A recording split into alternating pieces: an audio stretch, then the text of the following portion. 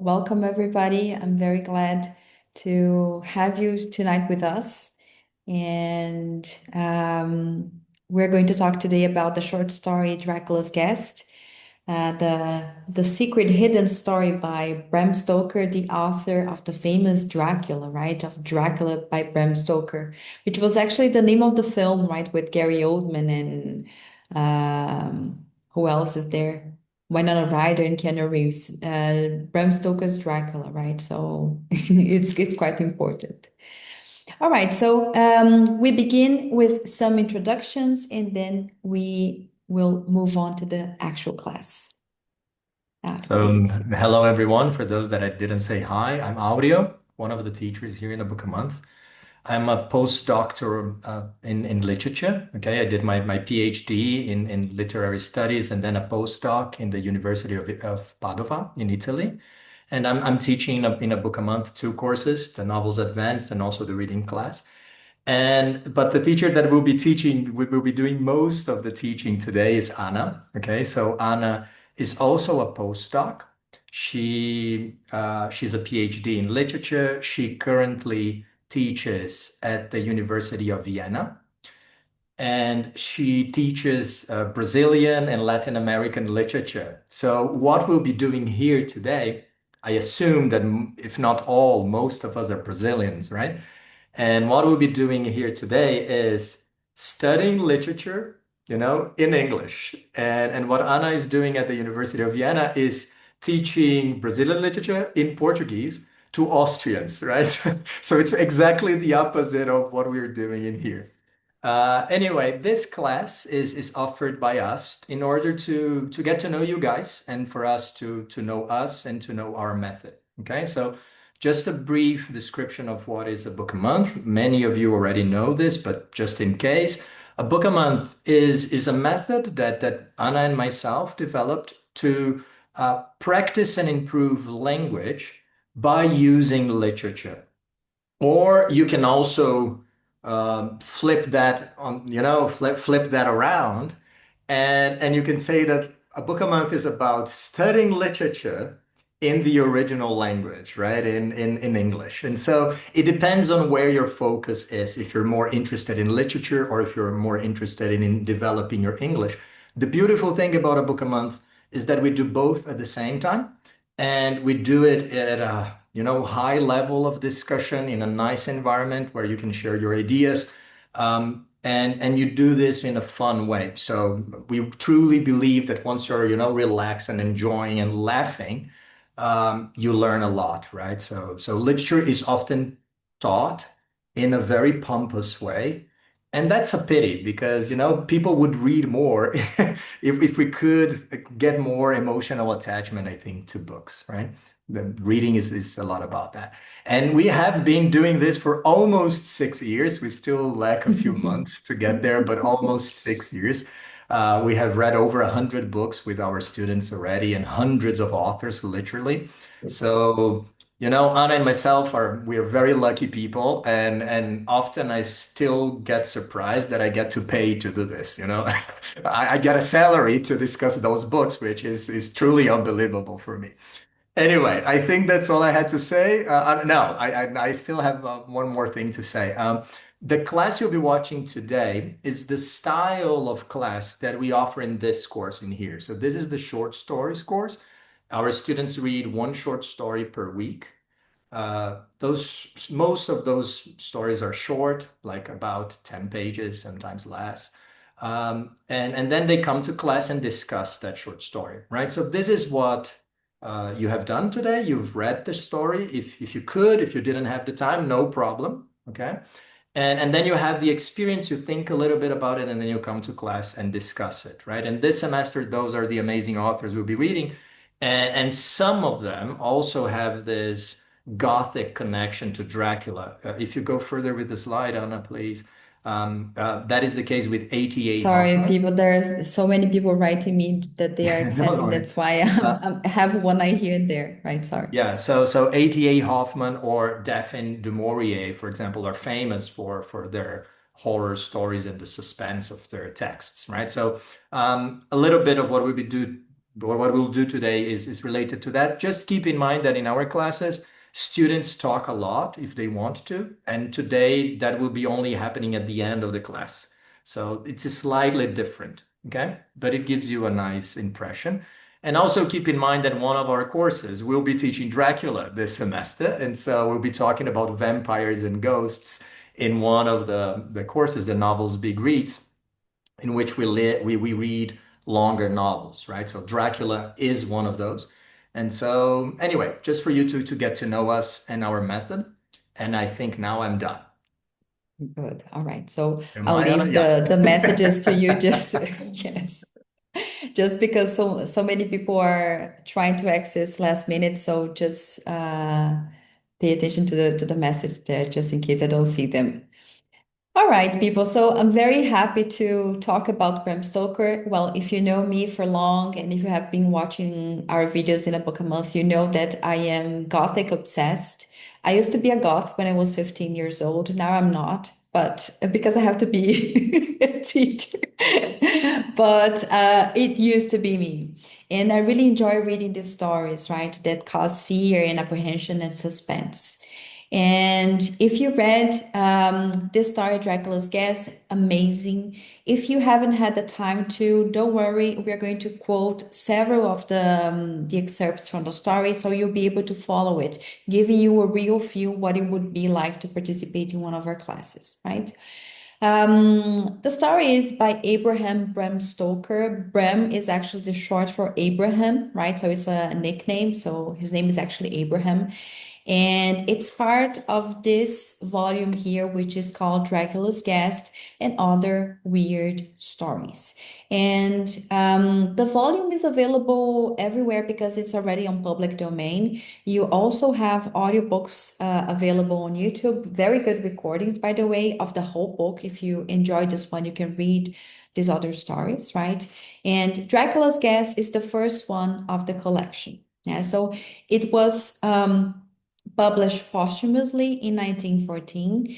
And also something that I forgot to emphasize is that Bram Stoker was from Ireland, right? From Dublin. He was born in Dublin, and but he developed most of his career in the United Kingdom, right? In Britain at the time. And so what you're going to see here is something that I find it really interesting when we see a volume from 1914 using this term, right? And other weird stories. So what are weird stories? What is weird fiction?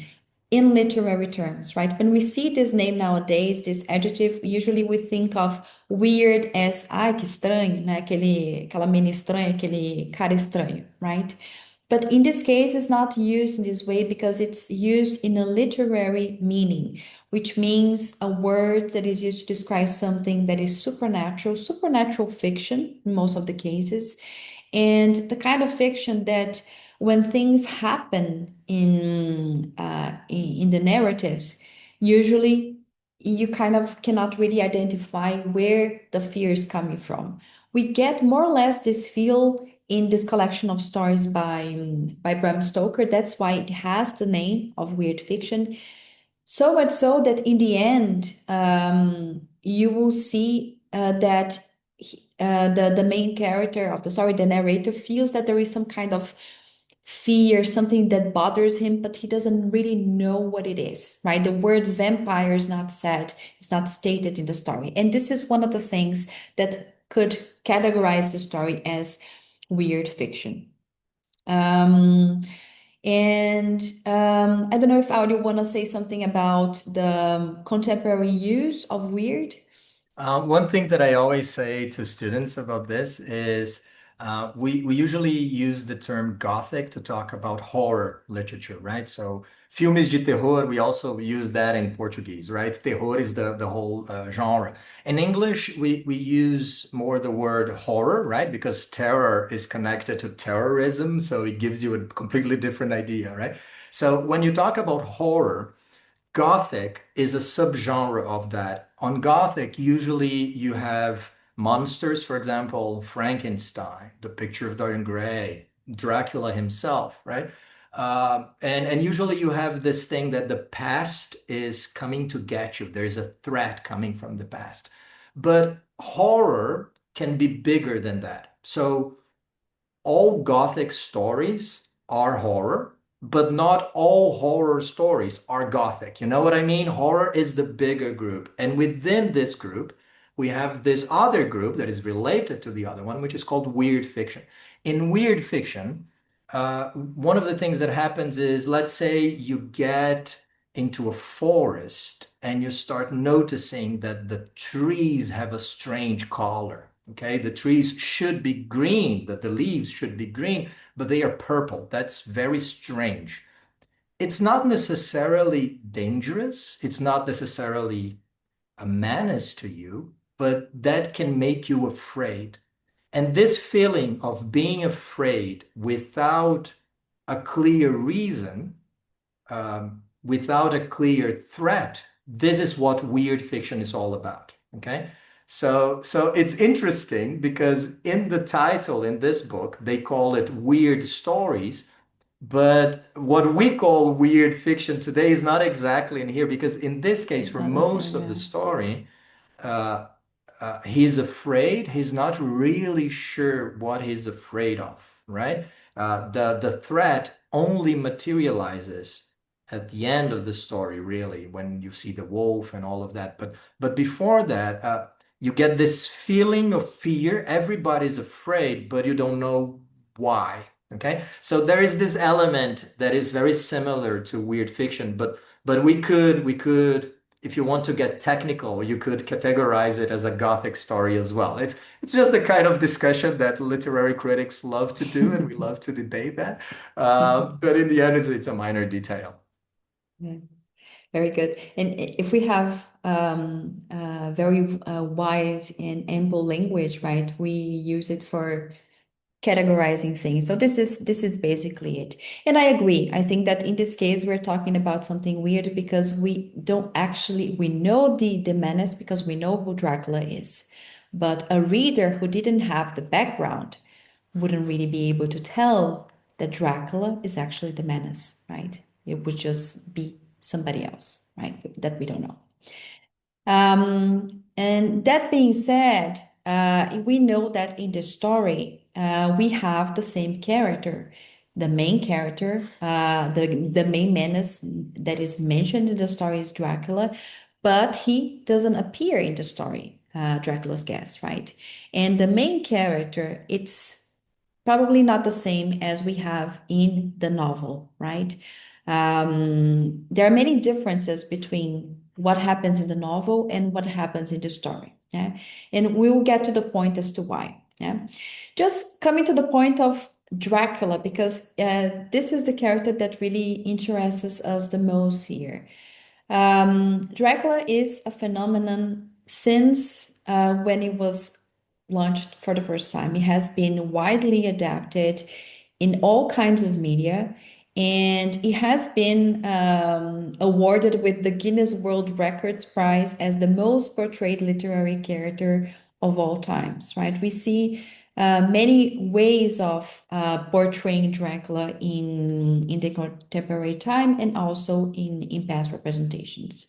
So much so that next month there's going to be a new adaptation. I don't know if you heard about this, but Dracula Love Tale with Caleb Landry Jones and Zoe Bleu, it will be released in February together with the new Wuthering Heights. But this is a topic for another rage bait, right? We're not going to talk about this today. Um, but this is just to illustrate that even though this is a story that was published about a character that was born like many, many decades ago, century ago, we're still talking about it because it is still relevant somehow, right? So coming back to the story, let's read the beginning of it, the opening lines, right? Audio, would you read this one for us, please, for us to Of start? course. When we started for our drive, the sun was shining brightly on Munich, and the air was full of the joyousness of early summer. Just as we were about to depart, Herr Delbruck, The maître d'hôtel of the Quatre Saisons, where I was staying, came down bareheaded to the carriage, and after wishing me a pleasant drive, said to the coachman, still holding his hand on the handle of the carriage door, remember, you are back by nightfall. The sky looks bright, but there is a shiver in the north wind that says there may be a sudden storm, but I am sure you will not be late. Here he smiled and added, for you know what night it is. Thank you so much. So this beginning of the opening lines, we know that it starts already in the middle of the action, right? When we don't know exactly what was happening before, but we know that they are about to drive away and they are parting from Munich, right, in Germany. So this is basically the information that we have. We know where he was staying. We know the name of the other characters, the maître d'hôtel. We know the name of the hotel, and we know for you know what night it is. Well, we as readers in the beginning, we know nothing, right? And apparently, the main character, the one who is like going to suffer the whole action, he knows what it is, but he doesn't really tell us as well that he knows what it is. He just acts a little bit arrogant towards it all. And the main difference between this journey that we have also in a similar way developed in Bram Stoker's Dracula in his first chapter, which also starts with Jonathan Harker, the main character, traveling towards Dracula's castle, but he is already reporting back from Romania when he starts writing. And here we are more or less around in the middle of the trip, right? So the trip started in London, then probably he made a stop in Paris and then maybe other cities around. But then we have this stop in Munich, and he's following not by train, but by coach, right? Using this carriage. We don't know necessarily where is he heading, what kind of details do we have about this trip and his whereabouts. We just know that he's driving away. And the funny thing is that unlikely of what we would think in the first place, this is a sunny, harmless day, right? It seems beautiful. It seems like sunny, shiny. The sun is shining. There is like a good vibe in the air. The main character feels very confident and he is stimulated by the natural landscape that goes around him.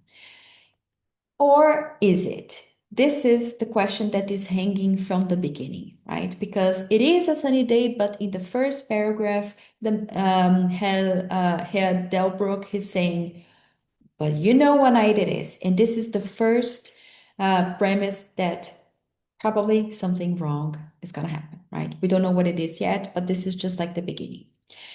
And we also, as we progress with the reading, we have the first mention of something that is called the Walpurgisnacht, which is probably the night that he's referring to, right? This is what the passage says. He crossed himself as he answered laconically, Walpurgisnacht, which means Walpurgis night. Then he took out his watch, a great old-fashioned German silver thing as big as a turnip. Turnip é um nabo, right? And looked at it with his eyebrows gathered together and a little impatient shrug of his shoulders. I realized that this was his way of respectfully protesting against the unnecessary delay and sank back in the carriage. Merely motioning him to proceed, he started off rapidly as to make up for the lost time. So they probably are on schedule. There's something that he makes him cross himself, which probably indicates that it's considered unholy for somehow. It makes him feel afraid, right? And but we still don't know what it is, right? We just have an idea. But the main character doesn't really pay attention to his signs, and he just says, well, when they pass by this very beautiful road, and he says, well, it looks so nice, it looks so appealing, it's full of these beautiful yew trees and cypress trees. I want to go in, I want to see it. And then he says, well, Johann, I want to go down this road. I will go down this road. Yeah.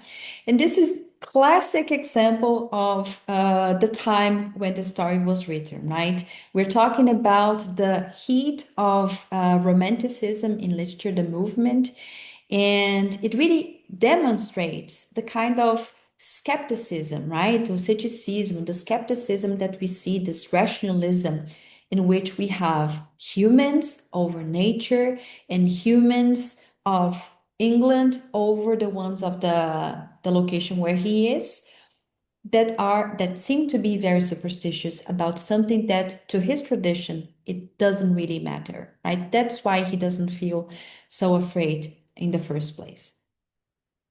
But this is the classic. You want to say something out?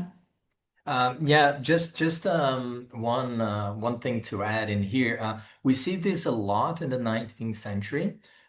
This is what we see in horror and in Gothic stories, right? It's always abroad. If you look at I don't know, the Castle of Otranto is in Italy. If you read Frankenstein, the story is happening mostly in Switzerland, then in Russia, you know. It's always somewhere else. The Monk by Lewis, it's happening in Spain. So the Gothic loves to England is nice, England is safe, and the thread is over there, you know. And over there can be many places. But and this is actually one of the things that Dracula is innovating within the genre, you know, bringing, because Dracula is over there in Transylvania, very far away, but eventually he comes to London. And this movement that when the menace comes to the city and to your place, it's something rather new, and it's something that is happening at the end of the 19th century. Mhm. Another thing that is happening is trains, right? The trains were created in the end of the 18th and beginning of the 19th century. And this is the moment when the network of trains is created in Europe. And this makes much easier and much cheaper to travel around. So people were traveling a lot. And we see this. This is a travel story, you know, and Mhm. many things like travel manuals and travel guides started to be published at this time. Mary Shelley, for example, has written two travel guides. You know, it's a very interesting thing. And this guy is traveling, and we can see this element of, you know, cosmopolitanism, of this presence of an international, you know, international scenario in the language already, right? When Anna was reading those passages that she chose, we could see that he's using a lot of foreign languages, you know, like Walpurgisnacht, he's using the German rather than, he could have said the night of Walpurgis, you know. He says maître d'hôtel instead of saying the manager. You know, what is the problem with using the word in English, right? So he's using those words in other languages on purpose, I would say, precisely because this guy is traveling around in a train and then in coaches. The language is following that, and he's giving us a lot of words in foreign languages precisely to recreate this element of going to a strange land. You know, sometimes we get lost because we don't know German, because we don't know French. And that is the idea. It is to make us a bit confused, you know? So it's not your fault. That's my point, you know? If you were like, you know, a bit confused, that's precisely the point. It's Bram Stoker. It's not you. And then one thing also that's interesting, the Orient Express, the famous train line that used to go from London to Romania to Hungary, right? It And started in Istanbul. 1883. So at this time, Dracula was published in 1897, and probably he took around 3 years to write the story. So he wrote the story probably around the same time as he was composing Dracula. And so the Orient Express already existed, and it was one of the first train lines that had places for you to sleep in. That's why it can be so can go so long, right? Um, but one of the things that I believe it is a kind of aspect that we see being really present in the story, and we recognize this in horror stories, for instance, in horror films, is the arrogance of the main character, right? The one that is doing what everybody said don't do, and he's doing it because he wants to follow. And even the way that he expresses it, it seems arrogant, right? Go home, Johann. Walpurgisnacht doesn't concern Englishmen, right? It only concerns you uncivilized, superstitious guys, not us that are completely rational and without any kind of superstition. And you know that in Dracula, Jonathan Harker, the character keeps referring to the fact that in this area of the story, right, in Germany and Romania, in Hungary, people hold on to images like to crosses, to saints all the time, which is something that he, as coming from a different religious tradition, he considers to be excessive, right? So he doesn't hold on to that. But then in the end, he's going to also recognize the importance, right?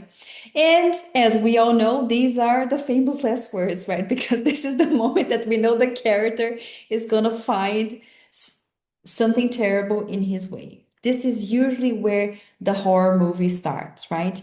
And if you grew up in the 90s watching those horrible horror movies, you will know that this is the moment that we at the audience, we are reading it and we're just like, don't go in there, come back home, go with Johan, go find him and find your way back to the hotel. Don't be there alone. But this is the kind of story that we're reading. So he persists and he goes, and we're just like, oh my God, what's going to happen to him now, right? In this sense, I think that one of the reasons as well as to why he is trying to do something that he was told not to do is because there is a language barrier there, right? He doesn't speak German, unlike the main character in Dracula. He doesn't speak German, and German between German and English, there are many informations that are left out or that are misunderstood because of that. They are understood wrong. And this kind of presentation is really key for us to have this build up, right? This crescendo of the suspense that is beginning to rise from this point on, right? Nobody really tells him what actually happened, and nobody really tells him why is it important not to be in that specific place during Walpurgisnacht, right? So everything is kind of left half or unexplained, and we have, as readers, we have to construct the meaning out of what we have. And as the character, we don't have much information, right? So it's the kind of situation that is just inevitable because of all the half unexplained affirmations that are there, and it's there for a purpose, really to create this what is going to happen to him, why is this relevant to the whole story. And as we go, I don't know if you noticed this, people, in the text that we annotated to you, but when you look up the vocabulary of the text, there is a lot of vocabulary concerning the description of nature and the atmosphere that is presented in the story, right? So this is one example. Now and again, through the black mass of drifting cloud came a straggling ray of moonlight which lit up the expanse and showed me that it was at the edge of a dense mass of cypress and yew trees. As the snow had ceased to fall, I walked out from the shelter and began to investigate more closely. It appeared to me that among so many old foundations as I had passed, there might be still standing a house in which, though in ruins, I could find some sort of shelter for a while. right? So um, he is already navigating this path that he wanted to go by himself. A snow blizzard starts to happen. He is caught up in the middle of the storm and he needs to find some kind of shelter, right? Some kind of protection for himself. And as he is trying to find that, we have this beautiful description of the landscape surrounding him, of the atmosphere. And this is one of the things that I believe the use of the movement of the black clouds that are in a black mass, right? They move together, giving like this ray of moonlight, né? Esse raiozinho de luar que está passando ali pelas nuvens.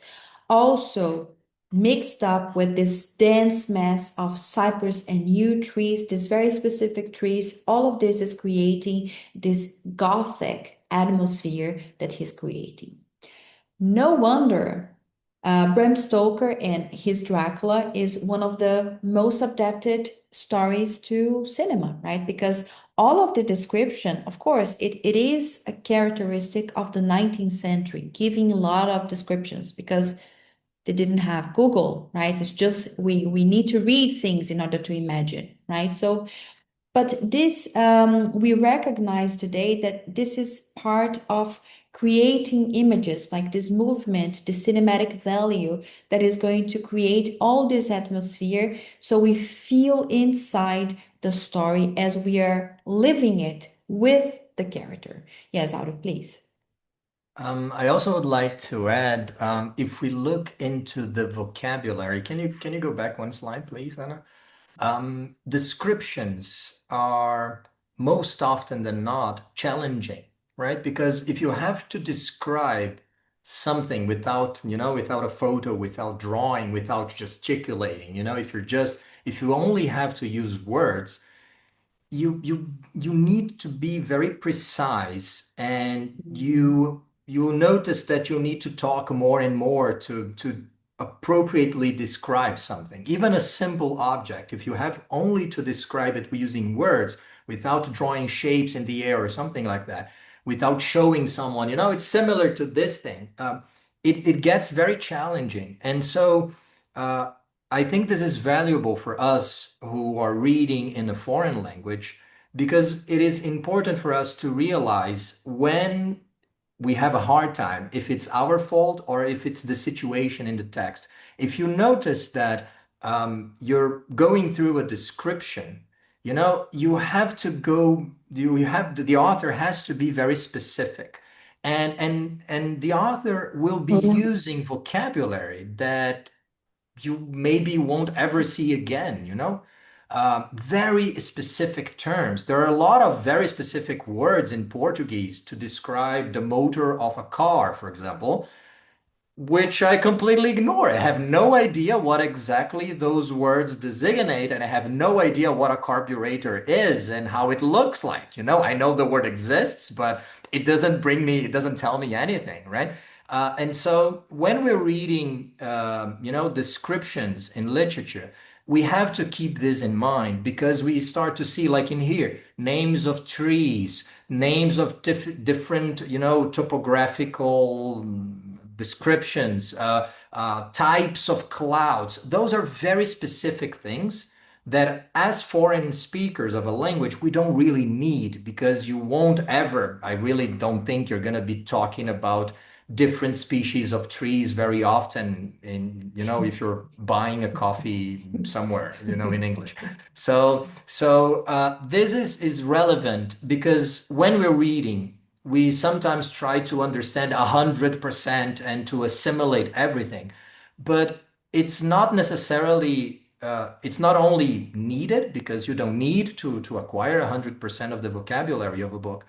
And it not only that it's not only needed, but sometimes this can be on the way, So not understanding 100% is actually fine, So what we tell students is it's aim at 85%. If you can get 85%, it means that it's challenging enough for you so that you can find a lot of, rich vocabulary, rich grammar. You can improve your English, but at the same time, it doesn't get too difficult that you feel overwhelmed and then it gets boring and frustrating, you know?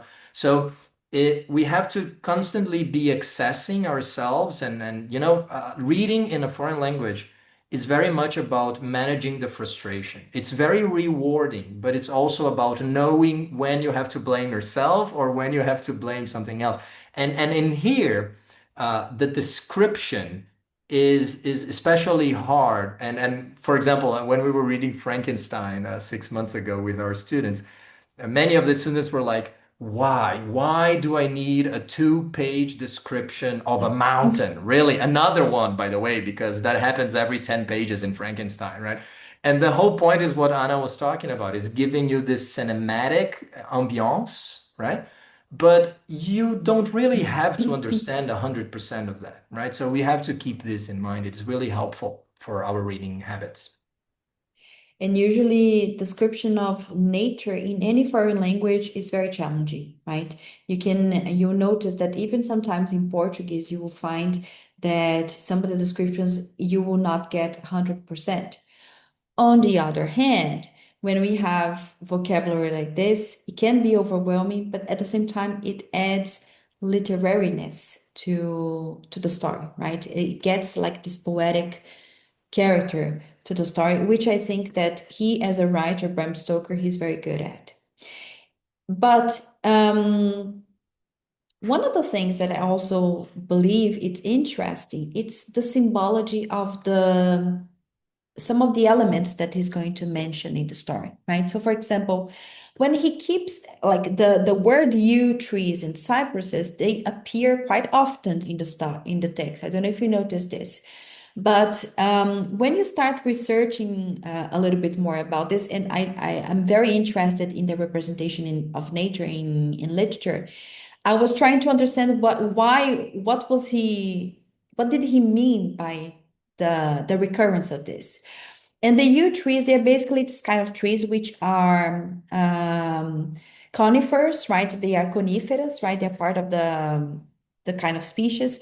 But what's important is really the symbology that they carry, right? They are often associated with churchyards.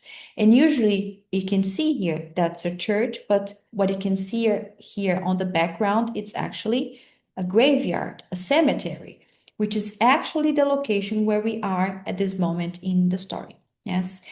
And something else that was also a discovery is that the yew trees, they are deadly poisonous. If a human eats around 50 grams of it, it can be deadly. It can be fatal. So I think also the choice of the trees that he did here is also to emphasize the fact that this is a deeply inhospitable place, right? Lugar inóspito. Yeah. So this is also something interesting. There is another interesting point which is associated with nature, which is the representation of the animals that appear in the story. Yeah.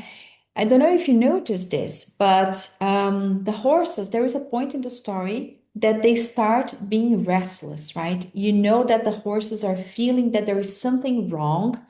And if you have animals like cats, for instance, sometimes cats, you feel like they're seeing something that you don't see. Sometimes they are looking fixedly, staring at some place, and you're just like, what is he seeing that I'm not seeing, right? This is exactly the kind of sense that the character is feeling when he notices the restlessness. They want to move, they are disquiet, right? And there is a moment in the story that the line says that the horses they were sniffing something in the air. They were sniffing something in the air, right? And this is a very common trope in literature and also in film, which is animals as harbingers of disaster, right? Harbingers means the announcer or the indicator of something. So when the first thing that happens in stories of catastrophe is that animals are going to appear dead, right? This is usually how it goes in dystopias, in catastrophe novels, or in Gothic stories like this. The animals, they have a very important symbology here as well. And here they are indicating that they sense something that the humans, or maybe the Englishman doesn't see it because Johann is already in Munich, right? By this time, he already went back and he's there.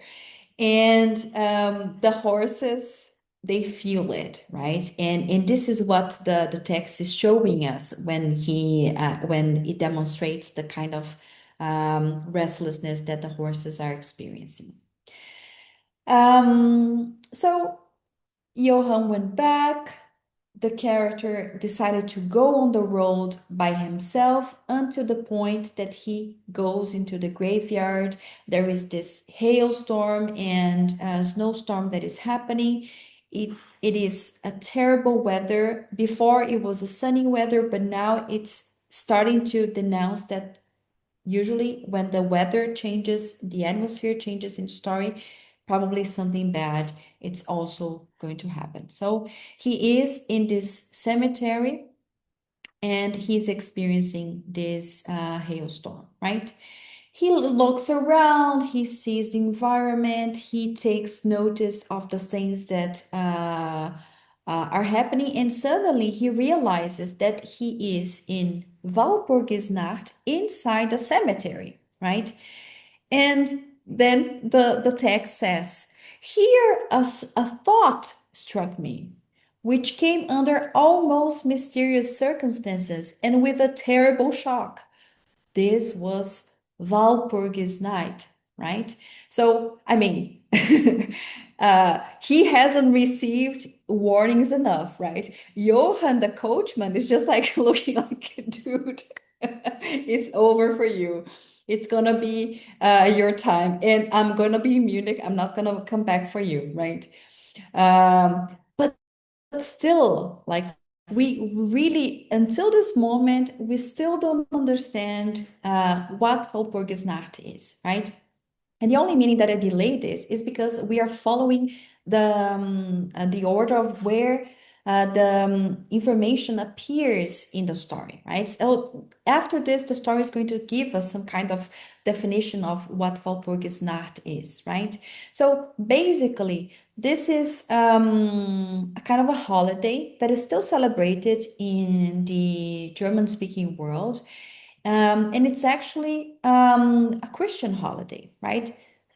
The same thing as Halloween. Halloween also is a Christian holiday, right? It became something a little bit more with pagan tones with time, but actually the basis of it, or it was supposed to be associated with with a kind of Christian holiday in itself, right? But it celebrates Saint Walpurga, that was this Christian protector, like a saint, that was believed to defend people from diseases like the plague, like rabies. Rabies is raiva, right? And the whooping cough, which is coqueluche, right? As well as from witchcraft. So things from this world, like diseases and epidemics, and things from the other world, as witchcraft and spirits and devils, as we and witches, as we can see, for instance, in the representation, right? It is celebrated on the sorry people it is celebrated on the evening of April 30th to the 1st of May, right? So it's exactly in this change. And it is really a moment in which the veil that separates the physical real world and the spiritual world, not only for the good, but also for the bad, vanishes. And then we have this mix up, as we can see, for instance, in this painting, right? We can see that we have the skyline of a city here, and then we have flying in the air, even with a flying horse, right? Some devils, some gargoyles, some demons, right?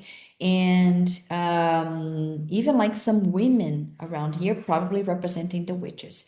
So this is the idea of Walpurgisnacht. It's a day, it's a night, in which everything might happen from this world or the other. And it doesn't mean that we're looking for blessings here. We are waiting for something catastrophic to happen, right? This is the moment in which he is going to find himself in this place and realize, oh, I'm here now. Now there's nothing to do. And this is not enough, right? Because at some point in the story, there's also going to be this when he starts walking about the cemetery, he starts seeing that he comes across this tomb monument, and then in this tomb monument, he's going to read the engraving, and the engraving says, Countess Dowager of Graz in Styria sought and found death, 1801.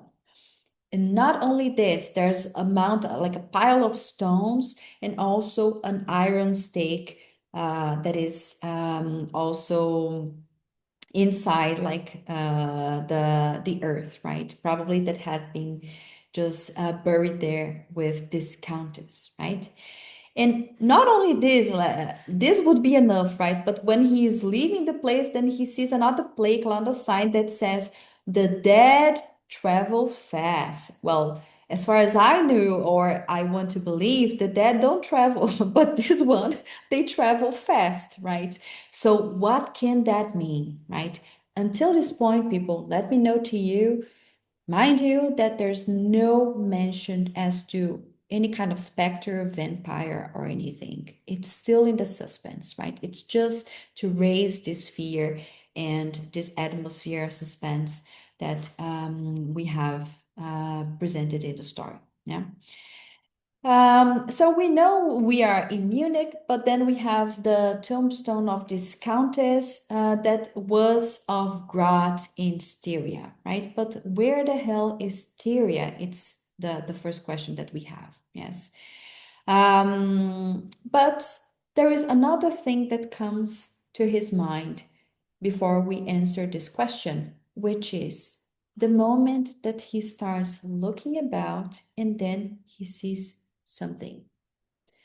In the instant, as I am a living man, I saw, as my eyes were turned into the darkness of the tomb, a beautiful woman with rounded cheeks and red lips, seemingly sleeping on a bier, right? So it is as if this lady has just died and her body is laying on a bier, which is a kind of a wood frame that is used to carry a coffin to the grave, right? You know, those things that you get the coffin to the grave in order to bury the person. So it is like a freshly dead woman because she looks beautiful, right? With red lips and cheeks and all rounded. So she looks alive, yes. As the thunder broke overhead, I was grasped as by the hand of a giant and hurled out into the storm. So he sees the image, and then at the thunder breaks, like we have the sound of the thunder, then he feels as if it's just like grabbed by the hand and then brought into some other place, out into the storm. And so he was grabbed by something. Yes. And this something is a wolf, not a real, it seems not to be like a real world, a wolf, right? Because as far as I know, wolf cannot do this with you and grab you from some place. So it must be something supernatural. So this is the first apparition that we have presented in the story. Yes. And this leads us to one of the most influences, being redundant here, but it's important. One of the most relevant and present influences of Dracula. No, it's not John Polidori's vampire. It's actually Carmilla, the female vampire. It's actually a lesbian story, right? That was published many years before the publication of Dracula in 1872. And Carmilla If you have never heard this book before, it's a very short book, a very good one, right? It was written by Joseph Sheridan Le Fanu, who was also an Irish writer. And he was Bram Stoker's senior, so he was older than Bram Stoker, and they knew each other, right? They worked together, and not only they worked together, but Sheridan Le Fanu was Bram Stoker's boss in the Dublin Evening Mail, because Bram Stoker, he started his career writing in the Dublin Evening Mail, in the newspaper. He used to write theatrical reviews, right? Reviews of theater in his time. So they worked together, and at this time, Sheridan Le Fanu had already written his stories, right? So he was already well known for the publication of Carmilla. And Carmilla wasn't really that of a success at the time. But if you ever had the chance of reading the story, it is an amazing one, right? A very short book, but it is something great. And we see something that we see also very much present in the works by Bram Stoker. If you see, this is of course like an illustration, a representation of Carmilla, the Countess Mircalla of Karnstein. This is like how do we say an acronym? No, how do we say the when we no, what is the word? I forgot. When we have Acronym. Yeah, I think it's acronym, isn't it? it's an I acronym. forgot No, to. I forgot the word, but when we play with the letters and we construct another word, right? If you see here, Mircala Anagram. means actually Carmilla. Sorry? Anagram. Someone saying it. Yeah, Anagram. yeah, yeah. Yes, you Oh, saved yeah, the day, I Robson. think it's Thank an you. anagram. Yeah, Thank I you. know how it's annoying when you forget a word and try to remember, like Yes. it's really hard. Thank you so much. And so this is an anagram of Carmilla, Mircalla, right? And it's so funny that he thinks that nobody's going to understand and see it. But this Countess Mircalla Karnstein, right? She is also of aristocratic heritage, and she is described as absolutely fascinating, seductive, beautiful, sexy, all of it, right? And this is mostly the way that all the women that Bram Stoker is going to include in his story kind of are, right? Mostly the ones that have some kind of vampiric tendencies, right? They tend to be seductive. And this kind of characteristic of the seductive vampire, it of course it starts with other examples in romantic literature, but this is really through Sheridan Le Fanu and through Bram Stoker's story that we're going to have this concrete association between one and the other in fiction of relevance, right? In literary theory. And usually, when we're talking about count and countesses, they have to have a land, right? Where they come from. So Dracula is the prince of Wallachia in Romania, and Carmilla, she's actually the countess of Styria, which is in Austria. And we know we live in Austria, so it's just around the corner, right? So one of the genesis of the vampires, it's actually in this very beautiful place, which is Styria, and which the capital is Graz, right? Which is a very beautiful city as well. And you can see that the kind of vegetation that we see here is very also similar to the ones that is presented in the story, because Munich is also close by. It's not very distant from Austria, right? This from I mean 3 hours by car or something, 4 hours by car. So this is the connection with one thing and the other. And in Carmilla, a countess that comes from Syria is going to be essential for the development of the story. I'm not going to review much because I want you to be surprised when you read it. Yeah. But just for you to see a little bit about the positions and the overlapping between the two stories, Carmilla and Dracula's guest, we have here the map that I showed you before, and we know that this story, Dracula's Guest, starts here around in Munich, and we're referring back to this region here, which is Styria, right? And this is just like referred to. He doesn't go this place. And whereas we have here the position of Dracula's that is from Transylvania, presented here in the location of Romania, more or less, like is an estimate of it. Yes, Audrey, please.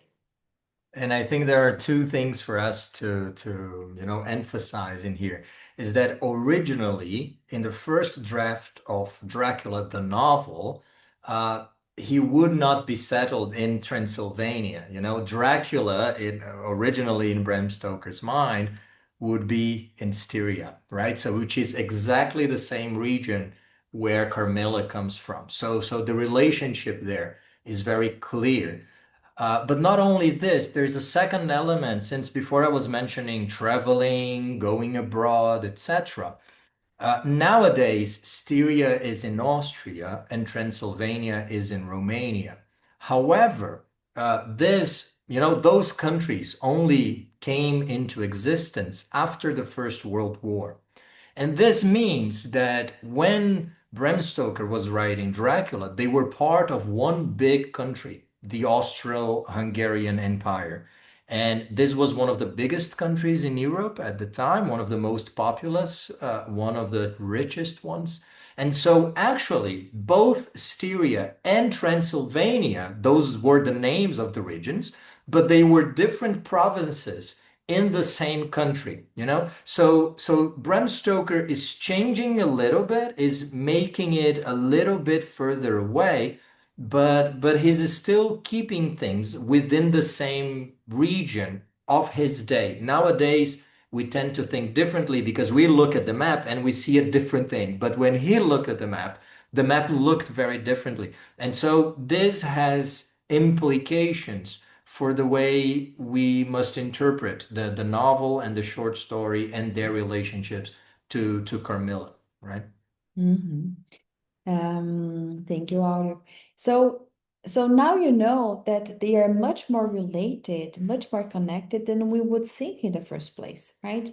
And you might think, well, this is more like than homage, this is more like than influence is copy. No, it's not, because like it's just like a way of interacting with the kind of um legends and folklore that used to happen, mostly associated with these regions as well. When preparing to write Dracula and also Dracula's Guest, Bram Stoker did a lot of research, right? We can see actually his library card, and we can see all the books that he checked. There's this kind of research, and it's super interesting. One day we're going to do a video talking about this for you, and also talk about this in the course, right? Because it's interesting to understand the genesis of the character itself. So I would say that in between Carmilla and Dracula, there is Dracula's Guest, right? Which seems to be the bridge between the stories. Mostly because there is something that is quite important. Carmilla is able to shapeshift. She transforms herself into a beast, right? Which sometimes is described as a wolf or a cat. And Dracula in the novel, he's also able to transform himself into other beings and also control the wolves, control the rats, control the other animals, right? The bats, for instance, transform himself into a bat. So this is something that he also adds up to the kind of powers that his vampire is gonna have. And but this is one of the things that we don't understand, right? Since we think about the origins of the vampire and knowing that the vampire, it's not creation from None of these writers, right? The vampire is actually a folkloric figure that used to be disgusting, repellent, really something grotesque. So, how did we go from this kind of representation as Nosferatu, for instance, that looks like a rat, for instance, right? To something like this, like Edward Cullen and the pair, Brad Pitt and Tom Cruise, and also the whole Cullen family, and now this one by Caleb Landry Jones. How can this be that from this we have like the sexy vampire, right? So this is the main thing, because most of the cases in these novels of vampire, the women are the seductive one, the women vampires or the women characters, right? But not the actual vampire. So, how did we have this journey from one place to another? And we can say that one of the things that really has influenced a lot has to do with the many and wide adaptations and reconstructions of the story by Bram Stoker himself. Um, this is something that appears very present in the story, and it's going to change over time our perception of the vampire, which is not necessarily, even if you remember the Nosferatu by Robert Eggers that was launched 2 years ago, even that, right? People were trying to sensualize him somehow. I don't know from where, but it seems to be a kind of contemporary phenomenon, right? And it started there, but it has changed so far with the rise of the media. But a question that doesn't want to be, that hasn't been answered yet is, where is Dracula, right? So far, we have seen this character go through all this hell, being attacked, being like lost, and then doing all these things by himself, and live all this problem, this trouble, but then we haven't seen any Dracula yet, right? So where is Dracula in the story that is called Dracula's Guest, right? I'm gonna do an intermission now, just for briefly introducing you some of the courses that we are going to host this semester and offer this semester, and we will come back in 3, 4 minutes to answer this question, this essential question. Auro, would you like to introduce the courses for us, please? Okay, so time for a little bit of marketing. I'll just describe to you how our courses work in case you're wondering.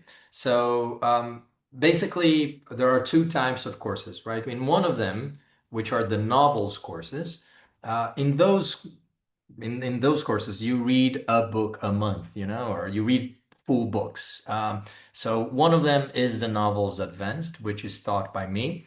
This semester, we'll be reading texts that will make you laugh and that will make you cry as well. So a little bit like a tragic comedy there. We'll start with Animal Farm, satire, using a little bit of fairy tales to talk about politics, to talk about a lot of things, social hypocrisy, and so on. We'll also combine that with a very short book by Mikhail Bulgakov, the author of Master and Margarita, right? Very funny book. And this is also a very funny short story. And then we'll go on to read many other classics. To Kill a Mockingbird, for example, by Harper Lee, which in Portuguese is translated as O Sol é para Todos. No idea why, but anyway. The Catcher in the Rye, right? O Apanhador no Campo de Centeio. Then two Nobel Prizes. Vargas Llosa from Peru, we'll be reading him in translation. And this is a super funny book, Captain Pantoja and the Special Service.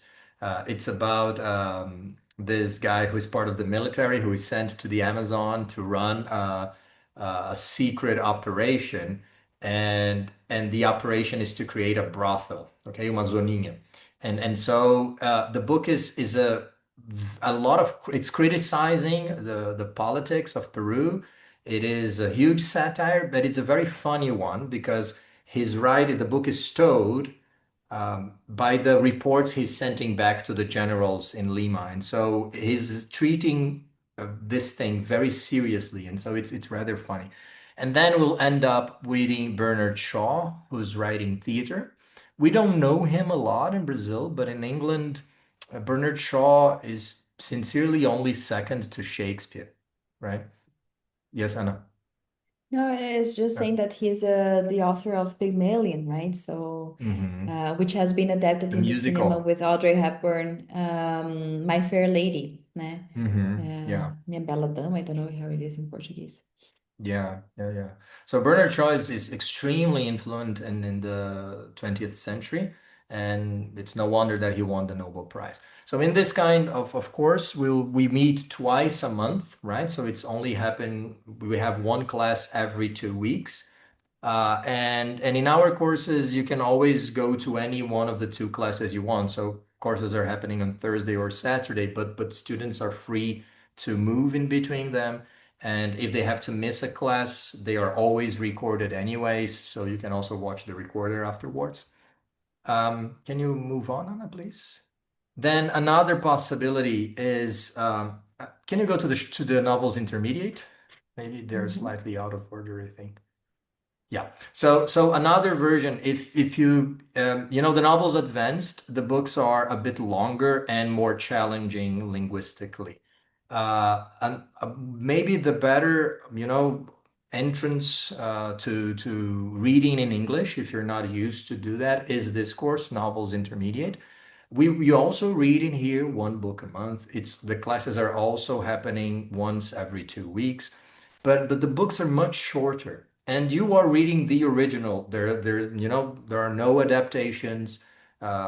You're reading the full thing, but those books are a bit easier, and they are carefully chosen by Anna and myself to create a progression. So by the end you get to the end, to the last book. Every book is a little bit more challenging than the previous one, precisely to create this ladder, okay, a escada. And so we'll start with fantasy, A Wizard of Earthsea by Ursula Le Guin, one of our favorite authors. She's really brilliant. She should be much more well known than she is. Then we move on to Once Upon a Time in the North by Philip Pullman, who is also writing fantasy. This is a very cool one, in my opinion, because it's mixing two genres. This is a Western story, uma história do Velho Oeste, which is happening in the North Pole, So, the Arctic and the Wild West, it doesn't really make sense, but it does, except that it does. It's a very cool story. There are many fantasy elements. There are some discussions of theology in the book. So it's a very smart take on the fantasy genre. Then we'll move on to detective fiction. We'll read a little bit of Agatha Christie. She doesn't really need any introduction. Murder on the Orient Express, very cool book.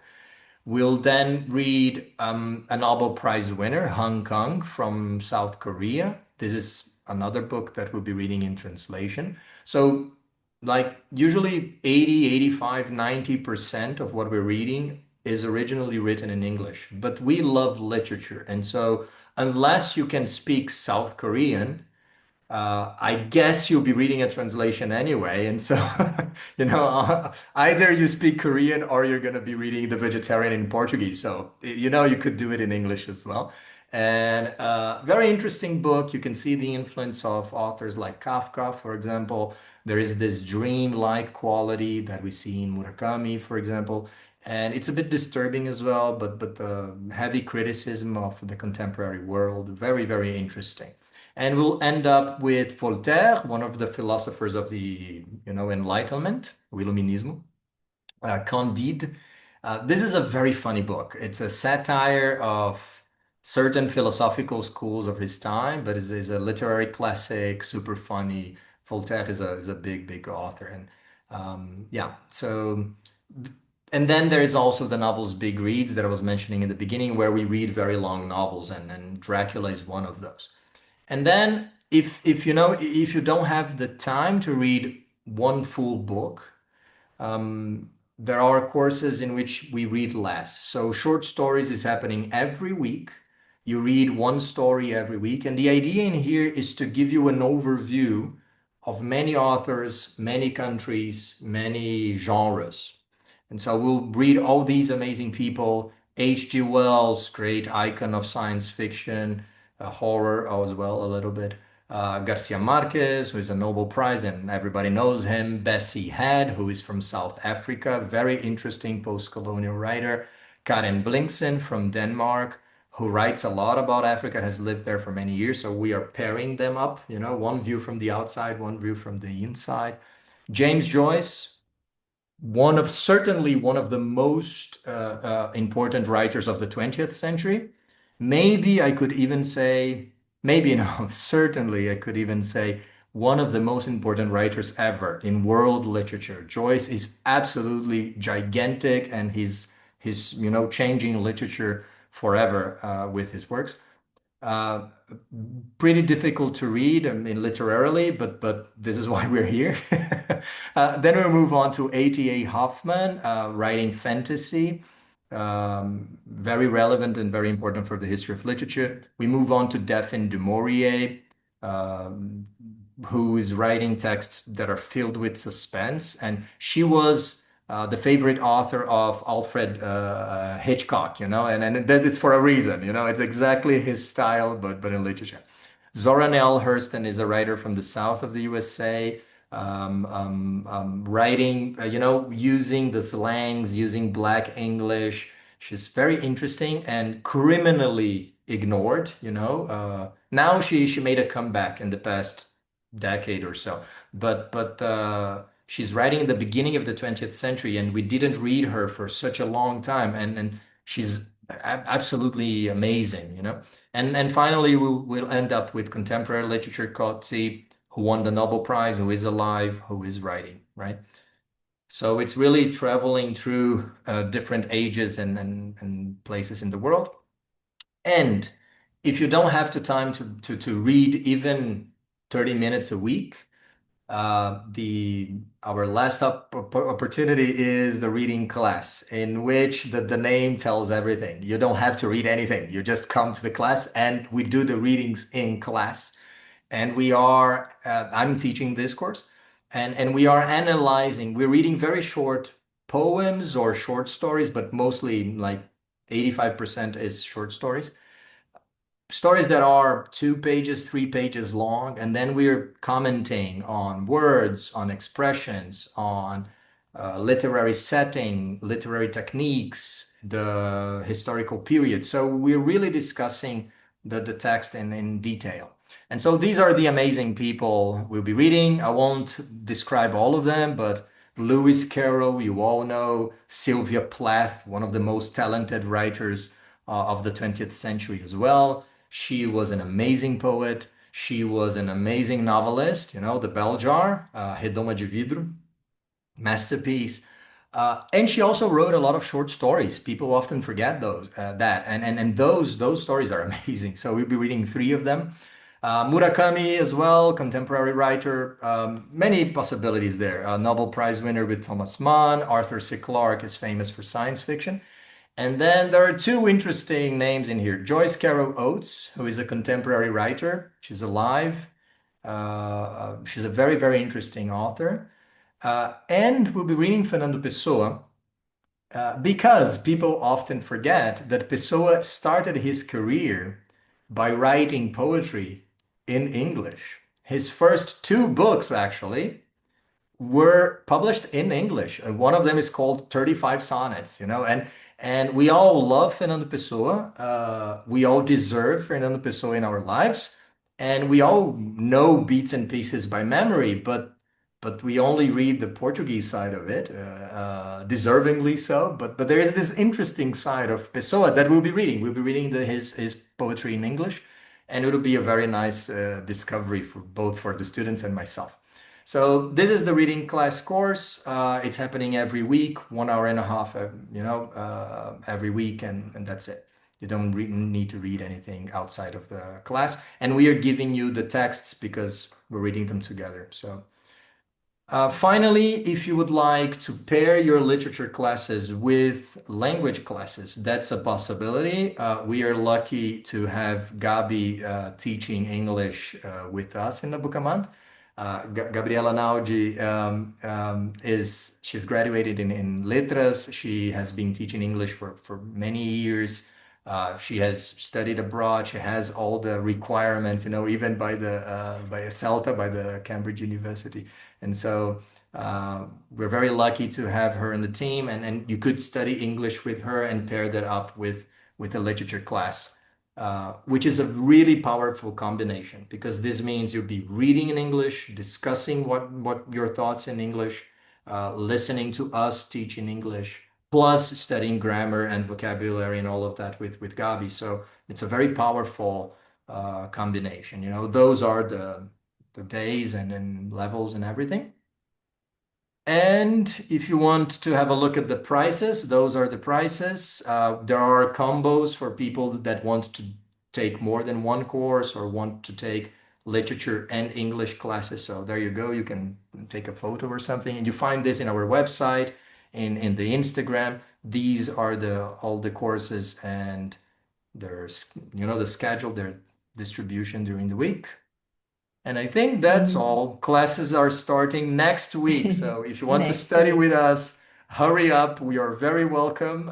We receive you with open arms. Just let us know as soon as possible. I think that's all, Anna. Thank you so much, Aldo. People, if you have any questions, you can talk to me on WhatsApp or on Instagram, and I'll give you all the details and everything that you need to know, right? And you can also ask your questions. So, coming back to the idea of Dracula and where he was since the beginning, since this is a story called Dracula's Guest, but we know his guest and we don't know where the hell is Dracula. So where the hell is he? And the thing is that he's not going to appear in the story, right? He's only going to send his best regards in order to protect his guest, which is the one who seems to be adventurous and very sure of himself. And this is what Dracula is going to say. In the story, he is described as a boyar, right? This is the word that is used. And a boyar is a name to talk about a Russian or an aristocrat of the Orient, right? Something similar to a prince. And some of the creations of the image of Dracula that Bram Stoker used as a source to create his own Dracula come from this side, right? The Vlad the Impaler of Romania and Bathory and other kinds of figures that have like this horrible, dreadful past that is very violent, but also that are connected to aristocracy, right? So this is the note that he sends to the hotel, and later on we're going to understand what it is. So Bistritz, which is a city in Romania, be careful of my guest. His safety is most precious to me. Should aught happen to him, should anything at all happen to him, or if he be missed, spare nothing to find him and ensure his safety. He's English and therefore adventurous. We know that, right? We've seen it. There are often dangers from snow and wolves at night. Lose not a moment if you suspect harm to him. I answer your zeal with my fortune, your care, your consideration, your attention to him with my fortune. So basically, what he's saying, take care of him because he's my guess. Only I can touch him. This is basically it that he's saying. And if you protect him, I'll give you some kind of reward with my fortune. So we know that there is money involved. Yes. But the main thing, people, the real reason why he doesn't appear in the story, it actually has other reasons as well, right? One of them is, in fact, to raise the tension, which is something that Bram Stoker has shown to us that he's a master in doing. He's keep like building up and building up and building up until the point that we're going to get to the climax of the story, right? So to raise the tension is one of the things. And the other thing is actually connected to the origins of the publication of the story itself and the writing process of the story. So when the story was published, and I mentioned to you in the beginning that it was published posthumously, and it was organized by Florence Stoker, who was Bram Stoker's widow, right? She was his wife. She writes in the preface the following. Dracula's guest was excised, was removed from the original Dracula manuscript by its publisher, because of the length of the original book, right? So the book was becoming too long. So this is the reason why she thinks Bram Stoker didn't want to include it.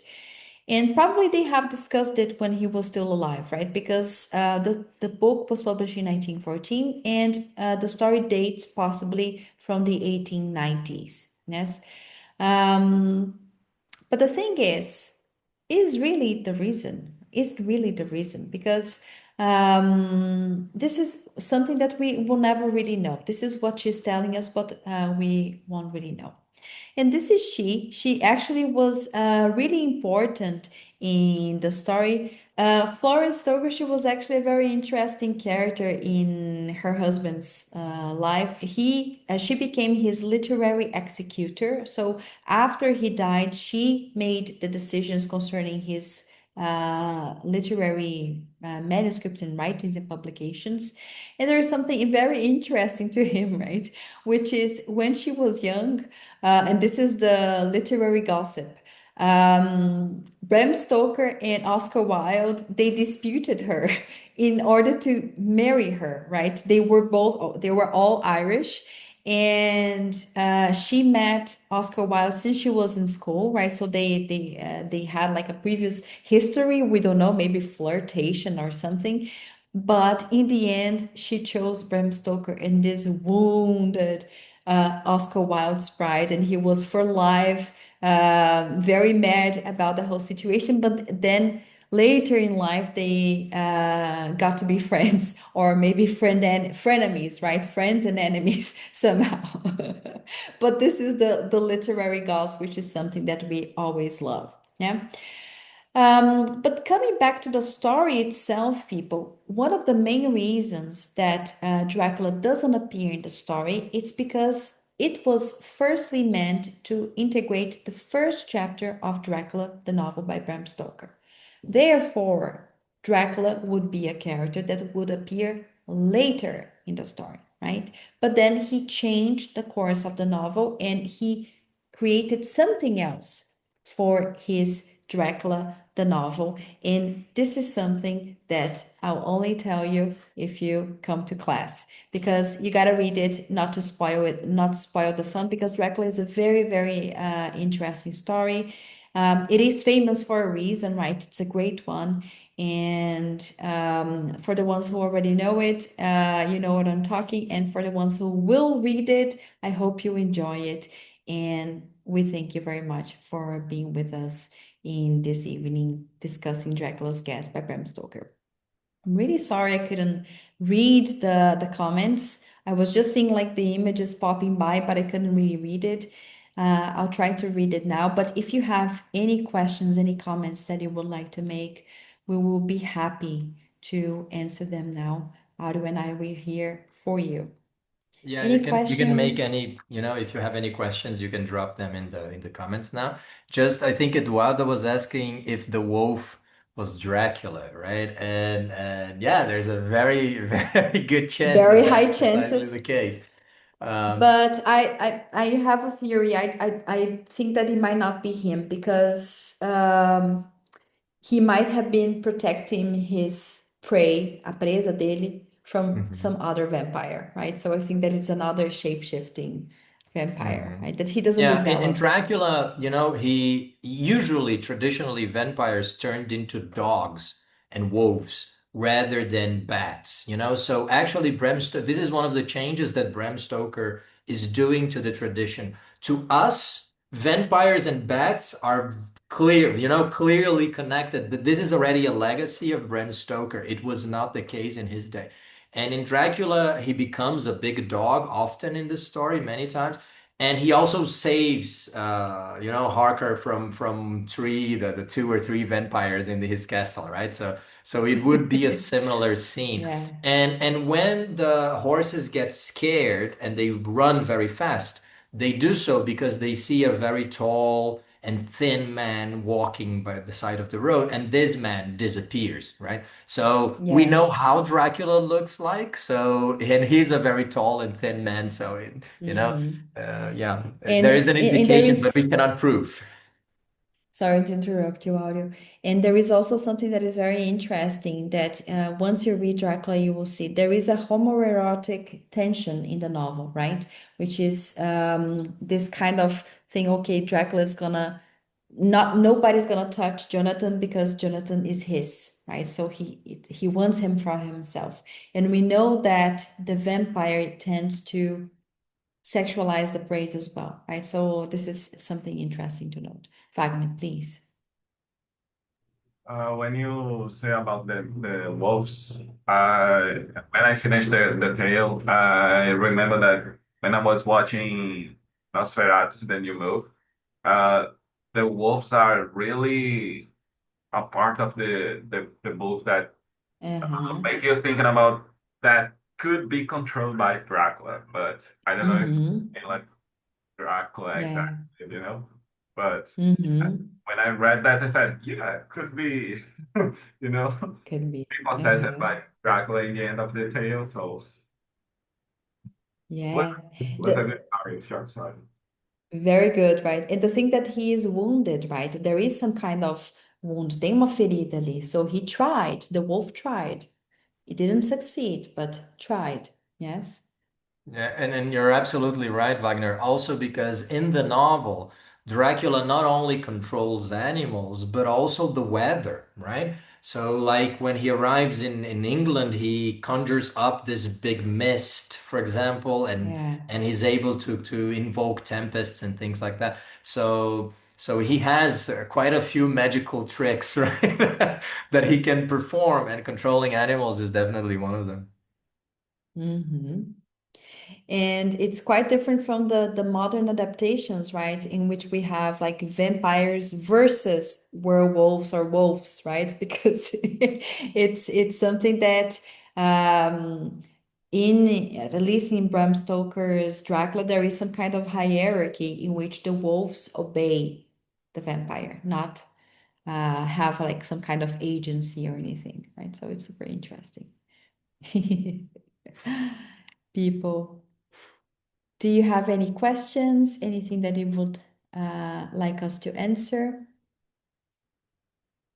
No? All right. So, I mean,